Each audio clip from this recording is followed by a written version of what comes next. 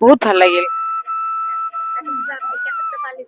বিশেষত্ব মানে প্ৰথম কথা আমি জুবিনে বনোৱা চিনেমাখন চাবলৈ বহুত উৎকণ্ঠাৰে ৰৈ আছিলো। আজি ফাইনেলি আমি চালো। আৰু মানে কি জুবিনৰতো প্ৰতিটো কথাতে এটা মেছেজ থাকে ন। যেনেকে আমাৰ চিনেমাখনৰ এটা অংশ আছিল যে MLA প্ৰগ্ৰেম কৰিবলৈ যোৱা। জুবিনৰ মানে কি জুবিনে এইবিলাক ৰাজনৈতিক মানে যিখন আমাৰ ফিল্ড সেইখন কোনো ভাল নাপায়।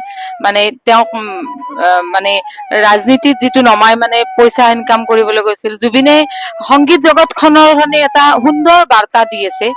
চিনেমাখনে বুলি নহয়, জুবিনে সদায় কৈ আহিছে যে সংগীত আৰু পইচা এই দুটা বেলেগ বস্তু। সংগীত হৈছে এটা কলা সাধনাৰ বস্তু। গতিকে মই ভাবো যে অসমত যদি দ্বিতীয়জন কোনোবা ওলায় তাৰ কাৰণেতো আমি সদায় ৰৈয়ে থাকিম, কিন্তু জুবিন সদায় আমাৰ মাজত অদ্বিতীয় হৈ থাকিব।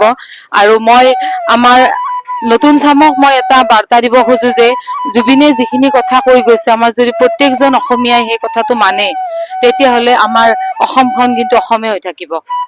নৱপ্ৰজন্মক এটা কথাই ক'ম যে মানুহ হবলৈ শিকিব লাগে। পইচাৰ পিছত মানুহে দৌৰিব নালাগে। পইচাটো মানুহক জীৱনত লাগিবই। পইচা নহলে মানুহে কেনেকে চলিব। কিন্তু জীৱনক পইচাটোকে মানুহে মুখ্য উদ্দেশ্য কৰি ল'ব নালাগে। মানুহ যিহেতু আমি মানুহ হিচাপত আমাৰ মানৱতা থাকিব লাগে। আৰু সদায় আমি মানুহ গঢ়িবৰ কাৰণে চেষ্টা কৰিব লাগে। হয়, আমি এতিয়া আমি চবে লগ লাগি ৰৈ ৰৈ বিনালে দেৰিকৈ হ'লেও চালো।